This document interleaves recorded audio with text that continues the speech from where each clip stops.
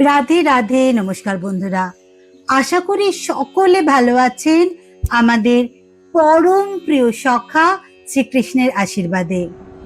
আজকে কথা শ্রীকৃষ্ণগীতে শোনাবো এক অনন্য কাহিনী। গ্রামের শেষ মাথায় ছোট্ট একটা ঘরে থাকে রানী। দিনভর টিউশন পড়ায়, বিকেলে সেলাই শেখে, আর সন্ধেবেলা শ্রীকৃষ্ণের মন্দিরে এসে বসে। আজ তার মনটা অন্যরকম খুশিতে ভরা, কারণ আজ তার নিজের হাতে বানানো প্রথম জামাটা বিক্রি হয়ে গেছে। রানী জামাটার টাকা হাতে নিয়ে এক দৌড়ে মন্দিরে এসে বলল, ও মধুসূদন দাদা, দেখো দেখো, আমি পারলাম। মন্দিরের ঘন্টা যেন আজ একটু বেশি জোরে বাজলো। সে মন্দিরের সিঁড়িতে বসে প্রসাদ খাচ্ছিল। হঠাৎ একটা ছোট ছেলে এসে বলল, দিদি একটু দেবে?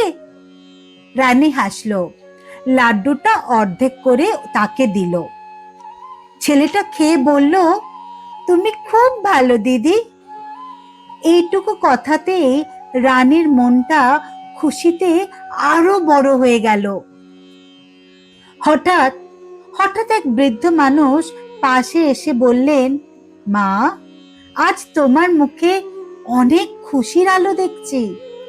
রানী লাজুক হেসে বলল, আজ আমার প্রথম বানানো জামাটা বিক্রি হয়ে গেছে কাকা। সেই বৃদ্ধ মানুষটি মুচকি হেসে বললেন, যে আনন্দ পরিশ্রমের সঙ্গে আসে, সে আনন্দ শ্রীকৃষ্ণ নিজে হাতে দেন। এই কথা শুনে রানী চুপ করে গেল। মনে হলো কথাটা যেন তার হৃদয়ের ভেতরে ঢুকে গেছে। সে আকাশের দিকে তাকিয়ে বলল, হে কৃষ্ণ, হে কেশব, আমার জীবনটা খুব ছোট, কিন্তু এতে তুমি কত বড় বড় হাসি, আনন্দ ভরে দাও। হাওয়ায় হালকা বাঁশির সুর ভেসে এলো।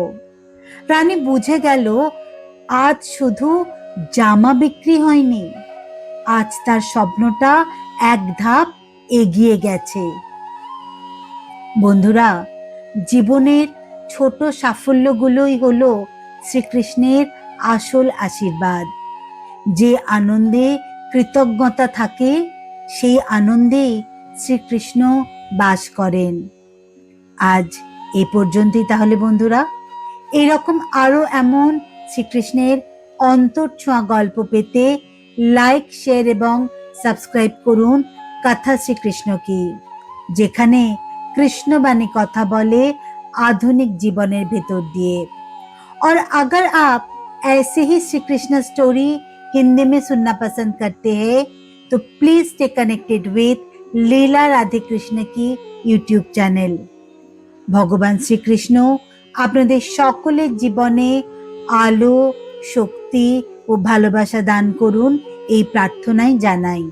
সবাই ভালো থাকবেন, সুস্থ থাকবেন। নমস্কার। जय श्री कृष्णा।